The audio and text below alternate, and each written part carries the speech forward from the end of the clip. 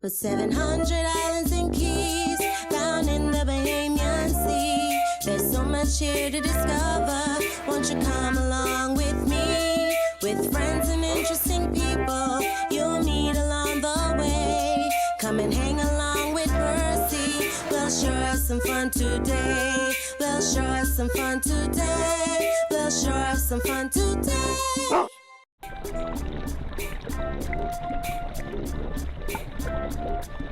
This episode has been brought to you by the letter C and the number 5. So Percy, we went to historical spots in Nassau and galleries. Yeah, and don't forget we went to the zoo and saw all the animals. So, where are we going next? We are going to visit somewhere special today. It's called the Coral Reef Sculpture Garden. That sounds like it's underwater. Well, there's only one way to find out. Come on, Mike and Mia. Let's go.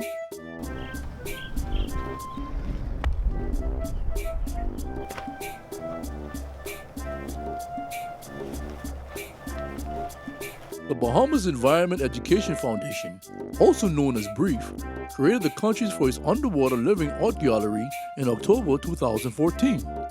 The new Sir Nicholas Nuttall Coral Reef Sculpture Garden is a one-of-a-kind snorkeling and scuba diving experience for Bahamians and visitors that serves as a multi-purpose hub for the marine environment. It's a perfect fusion of art, education, and marine conservation.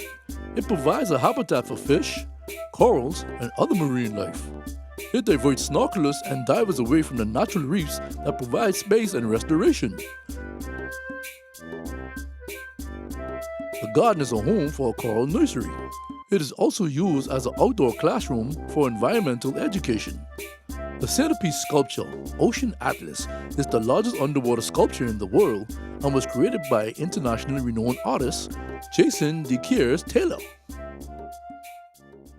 Sorry, Raphael. I'm the Research and Environmental Education Officer at BREEF, and welcome to your brief snorkel trip at the Coral Reef Sculpture Garden. To hear all about BREEF and ecosystems, who can tell me what they think BREEF stands for? Bahamas Reef Environment Educational Foundation.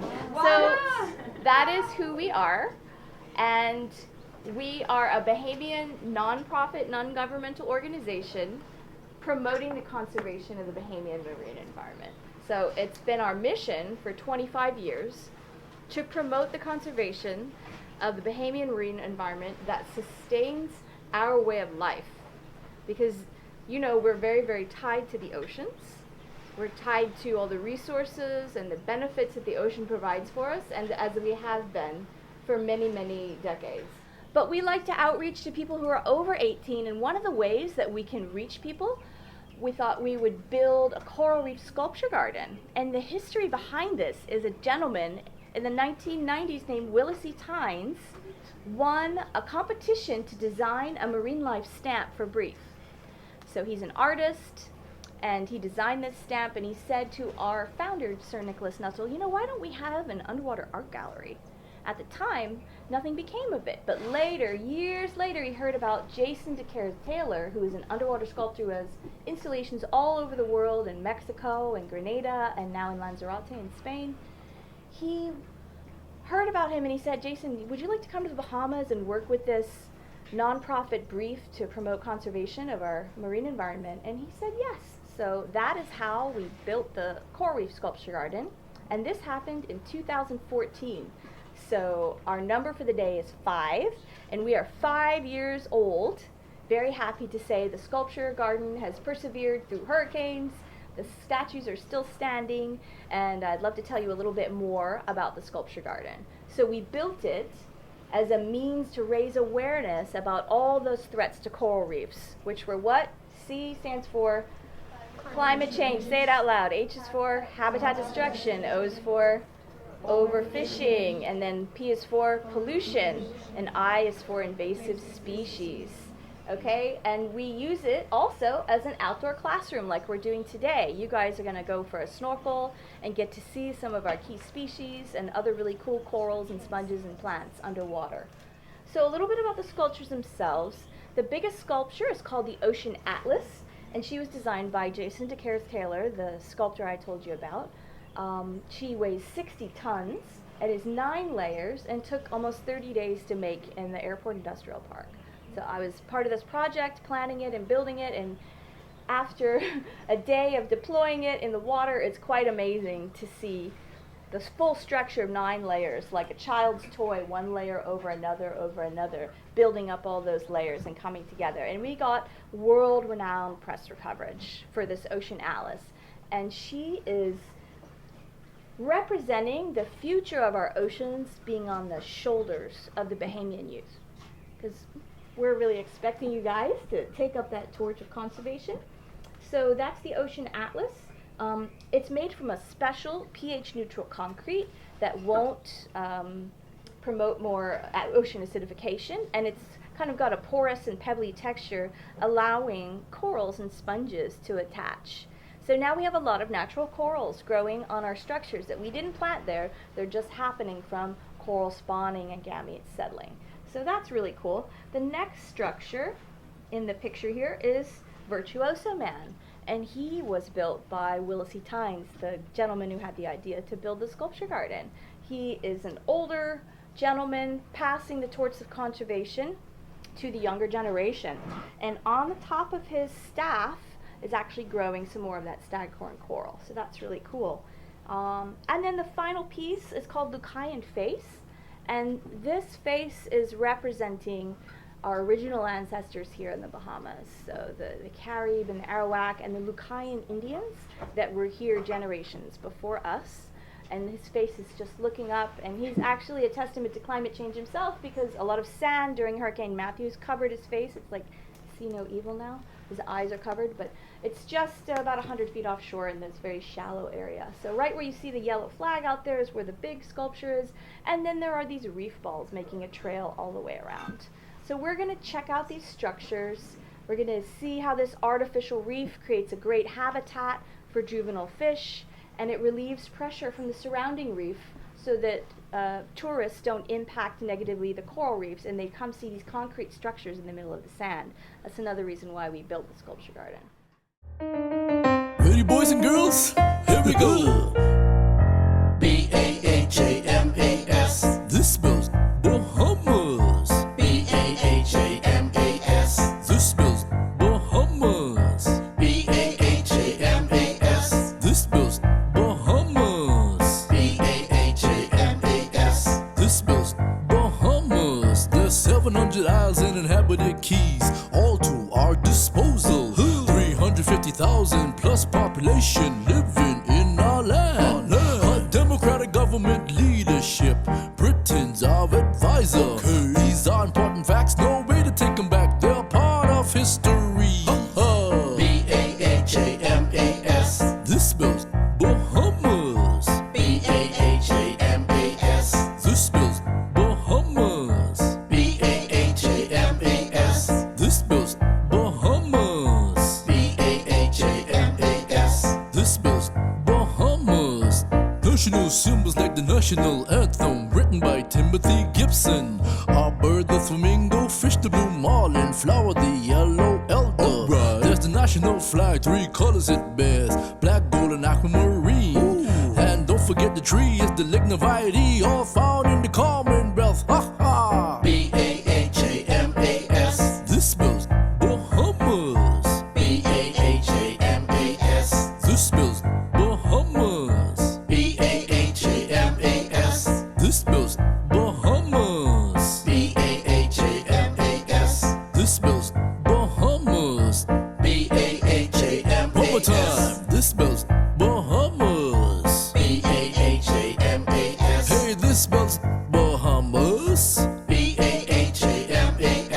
This spells Bahamas. Bahamas. Hey, this spells Bahamas. Cake presents This Week in Bahamian History, where we discuss people, places, and things that shaped the Bahamas into what it is today.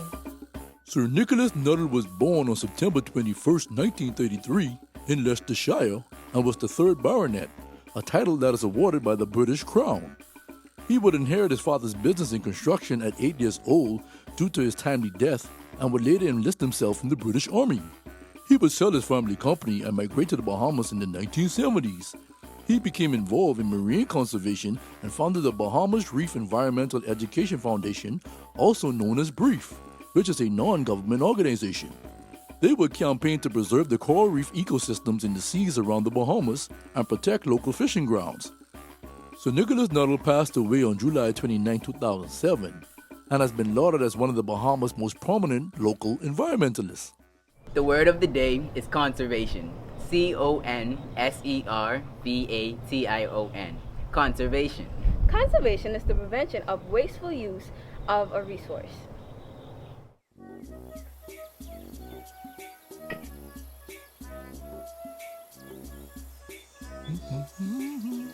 Ah, what a beautiful time to be outside.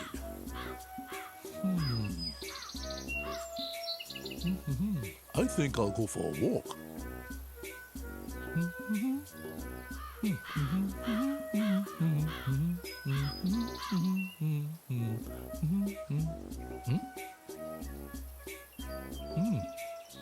The great outdoor, kids. This is where you can run and play, as long as it's safe and soak in some sun. Oh, my tummy hurts. Hey there, little boy. Is that you crying out? Sorry, Percy. That's my tummy. I'm really hungry. Well, why don't you get something to eat? There's another person over there with lots of food, but he won't share any of it.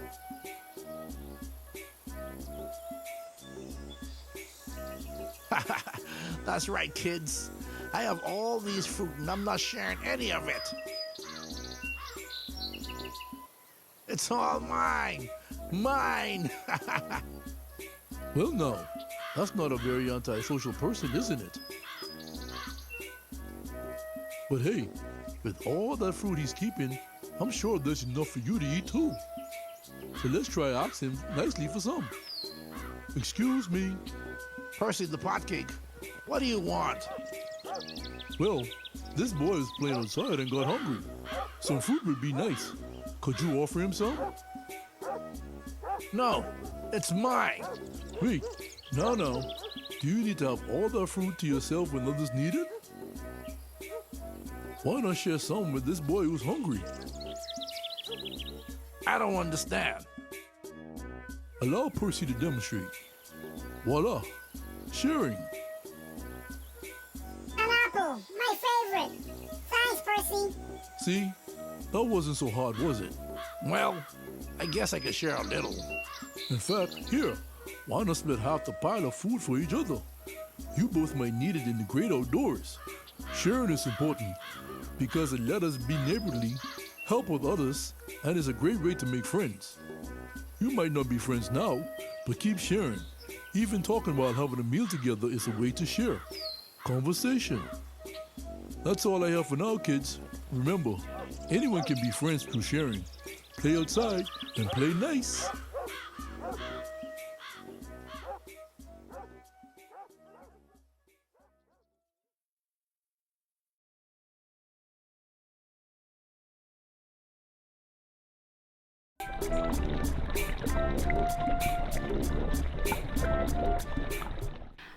I'm going to go over some Snorkel 101 with you guys first, and then some safety. So to begin, if you see, I'm wearing a snorkel vest. So these vests are specially designed because they allow you to stay afloat while allowing you to put your face in the water. So mine and the guides are going to be orange and yellow. They're going to be really identifiable because they're bright, and other boaters are going to be able to see you. All right, and we're going to be able to identify you as well, because in just a moment there might be other boaters. This is a really popular spot. But to go on with your vests, yes, everybody must wear them, even if you're a mermaid or merman.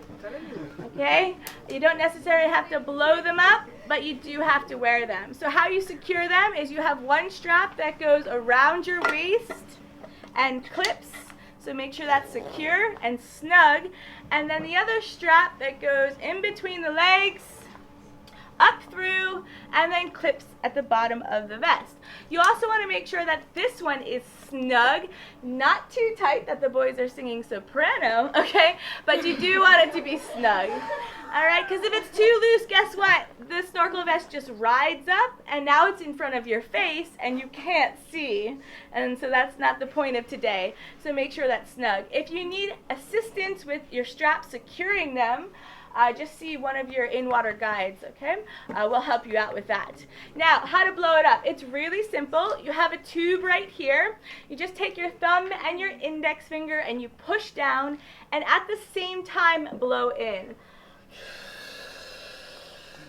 Okay, when you're not blowing in, do not continue pushing down on this piece here on the tube, because what's going to happen? It will release the air, right? So the air that you just added will come out. So try it again. Okay, now I have plenty of air. I have ample air in my vest, so that is going to assist me in floating. Okay, so everybody should have some air in their vest prior to getting into the water. If you guys see here, you also have a whistle on your vest. Okay, that is for emergencies only. Okay, that is not to let us know that you see an awesome spotted eagle ray, which we get a lot of in this area. There's a nearing reef called Nari Nari, and that's exactly what spotted eagle ray translates to. That is for emergencies only. So if you are in trouble, you can get our attention by blowing that whistle. We're going to talk about more communication signals in just a moment, but everybody does have a whistle on their vest as well. All right, next you have a mask and a snorkel. So there's different sizes of masks, and we'll hand you the appropriate one, but all of the masks are adjustable. So what you're going to do first is make sure you get all your hair out of the way, because you don't want any hair in between the frame of the mask and your face, otherwise it will leak. And then you're going to put the strap just over your head. Okay, and you want the strap to be on the crown of the head, just above the ears, not too high or too low, because what's going to happen? Water's going to get in, yeah.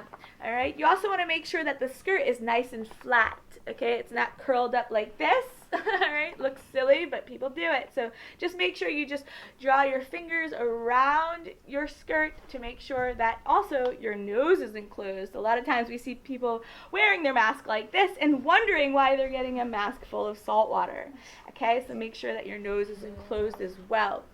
Next, you have your snorkel. So these are pretty cool because it allows you to breathe continuously without lifting up your face.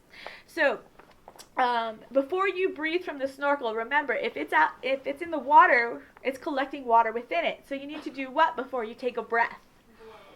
Blow out, purge it, okay? Or you could just dump it out, all right? Do the lazy way.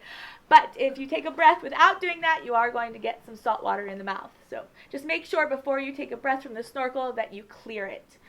How you breathe from it, you're going to bite down on the bite tabs, seal your lips around it,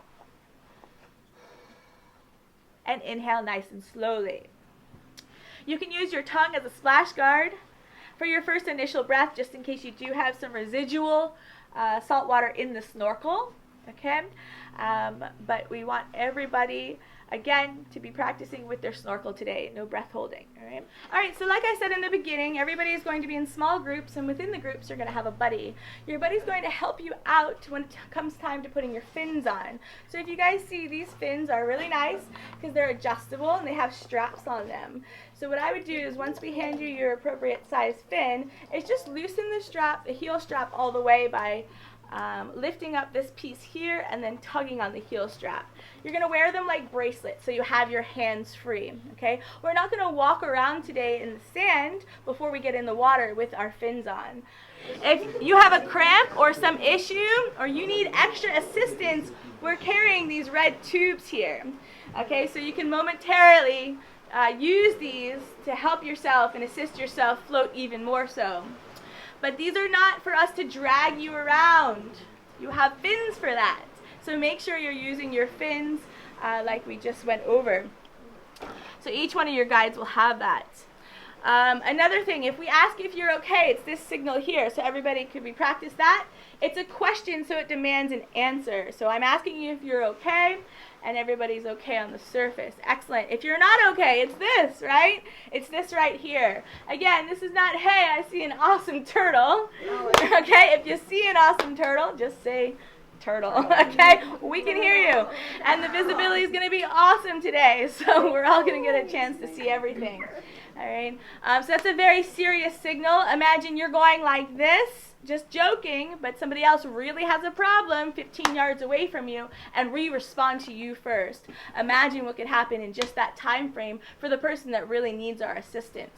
All right, so very good. And then the last rule, guys, is just to keep all of your gear on. So keep your mask on, your snorkeling, your fins on. Okay, everything has to stay in place while we're snorkeling. If you repeatedly take it off, we're going to have to ask you to exit the water. So those are just our rules, and we have those rules to keep everybody safe in the water and having fun.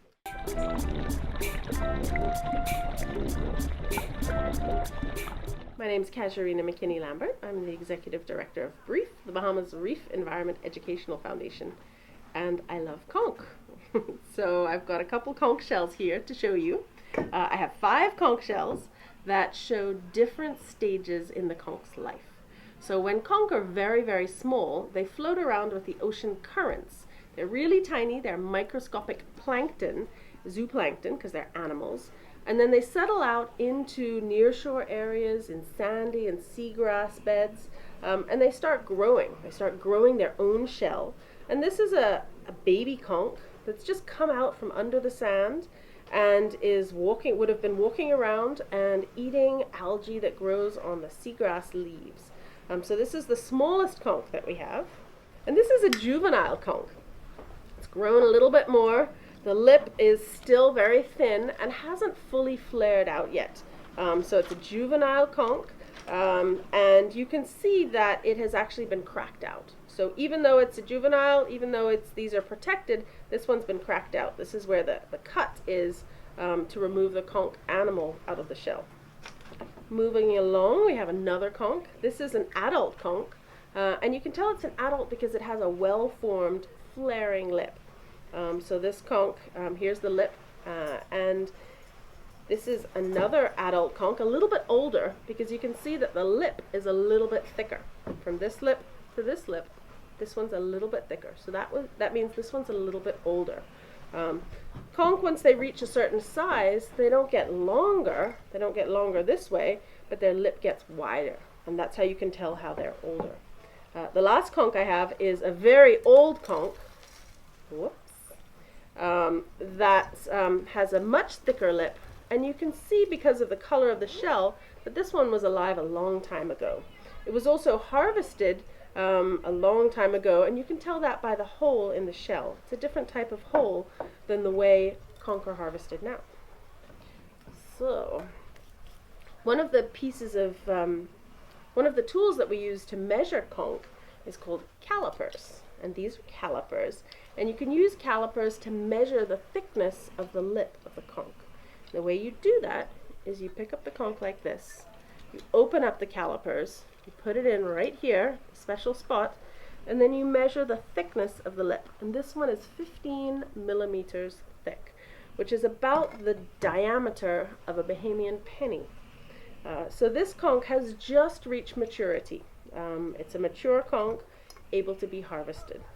This conch over here, this older one, if I put the calipers in the same place and I measure it, this one is 25 millimeters thick. So this one has while it was alive, it probably reproduced a couple of times and replenished the population of conch in this area. Conch are a really important species in the Bahamas. Everybody loves conch, whether to look at and dive or to eat. And it's really important that we protect conch for the next generation. So there are some regulations in place. I talked about the lip thickness.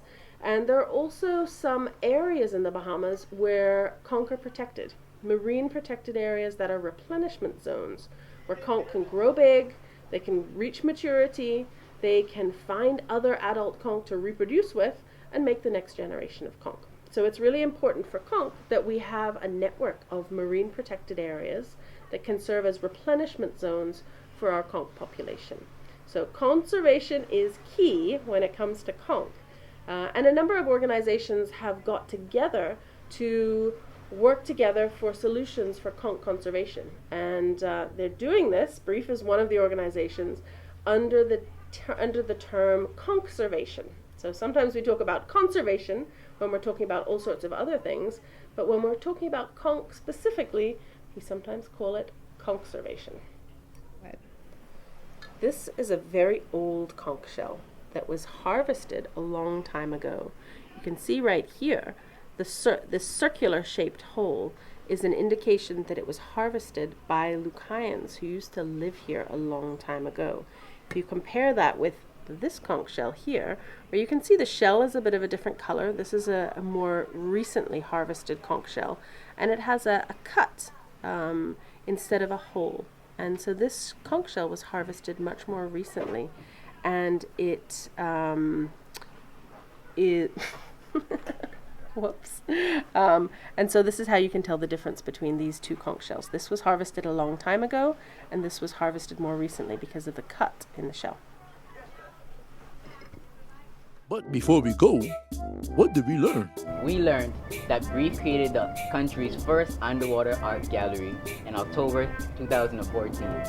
The sculpture Ocean Atlas is the largest underwater sculpture in the world. Gallery in October 2014. The sculpture Ocean Atlas is the largest underwater sculpture in the world. Great job, guys. Don't forget, you can visit BREEF.org to learn about protecting our reef and marine life. And remember, conservation matters. Mike, Mia, let's go, guys.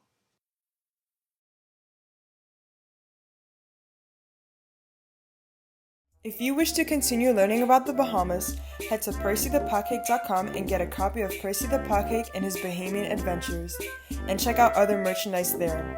Like us on Facebook and follow us on Instagram and Twitter for updates. See you soon! Ready, boys and girls? Here we go! Bahamas. This spells Bahamas. Bahamas. This spells Bahamas. Bahamas. This spells Bahamas. Bahamas. This spells Bahamas. There's 700 isles and inhabited keys, all to our disposal. 350,000 plus population living in our land. A democratic government leadership, Britain's our advisor. These are important facts, no way to take them back. They're part of history. Bahamas.